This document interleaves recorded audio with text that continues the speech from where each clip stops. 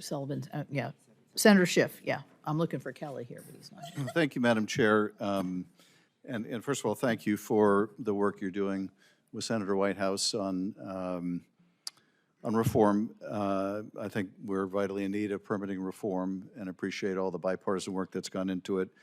I have the same concern that Senator Whitehouse does with the cancellation of billions of dollars of renewable energy projects in California.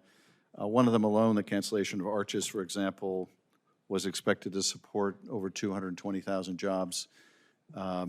That's quite devastating, and it will be hard, I think, for us to get to yes on a permitting reform if we think that permitting reform is going to be used in a way that is prejudicial either against states or that favors only one source of energy, that being fossil fuels, to the expense of all others. And so I think it's going to be necessary to have some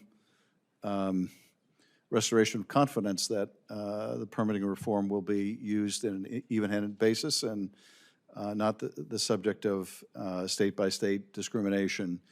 But let me just turn to what I think is going to really propel an increase in energy costs if we don't address it, and that is we have all these data centers coming online.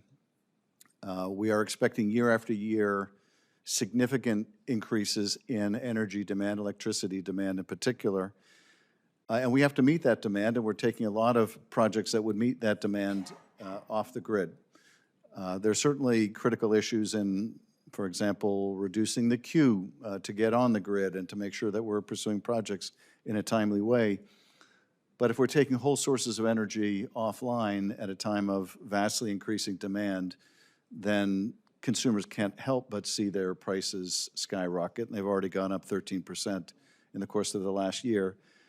So I welcome your thoughts, both on the need to make sure that we can get new projects online more quickly, but also how we really can't be excluding whole sectors of energy when so much of the new energy coming online is renewable. To be cutting that off in the face of dramatically increased demand is just going to push prices higher. So welcome your thoughts on any of the above. Yeah, thank you, Senator. I'm happy to take the first crack at that. So I couldn't agree more that speed is critical, and that I think the data centers that are demanding more electricity would agree with me that speed is critical.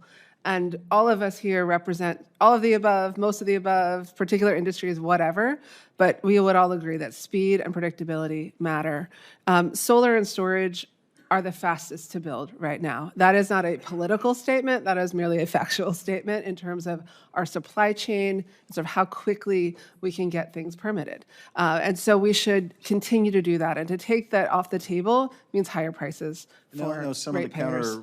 counterpoint made by the administration is, well, that's not reliable. It's not all the time. Now, the storage, I would imagine, addresses some of that, but how would you respond to that argument? Yeah, thank you for asking me, because I get that question a lot. And you are right that storage is a critical element of this, that having the ability to store those electrons when the sun is shining so brightly is important, and that it can discharge later. In my testimony, you'll see a really lovely graph from Texas, of all places, about the impact not only of availability of electrons, but the price of electrons during peak days. So it compares 2022 to 2025. And because there was more solar and storage on the grid in Texas, not only was there reliability, but there was also much, much lower prices during peak time. Thank you. I might others? add, if you don't mind, demand is growing so rapidly, so it's absolutely a critical question. We're going to need all resources. About 43% of U.S. electricity generation comes from natural gas. And so we believe strongly that we're going to need a lot more of that capacity as well, not only on the generation side, but on the infrastructure side, to make sure that we can move the gas from where it's produced to where it's in demand. And so that's a big emphasis of our permitting reform priorities as well. Thank you.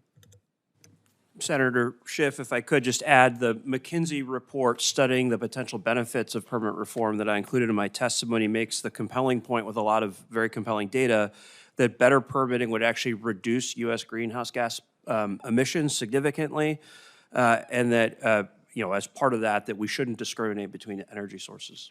And what accounts for that, if you would? It has a lot to do with the fact that permit delays carry their own environmental costs with deferring projects that, in general, are going to be reducing pollution. They're going to be using inputs more efficiently, and they'll be bringing new electrons onto the grid. Thank you very much. Let me just say, with the data center, that's an important thing that we're going to have to figure out together. That it takes power to build them, and we can't not build them. We have to stay globally competitive, and we need to bring those stakeholders together. That you bring, the power companies with the data centers, with labor, with the community to figure out how do we do this together so that we have, whether it's small modular reactors, whether it's renewables, whether it's gas, whatever that power source is that we're bringing that power at the same time, so we're not raising these rates for the ratepayers, and we're able to stay globally competitive in the data center race. Thank you. Thank you, Madam Chair.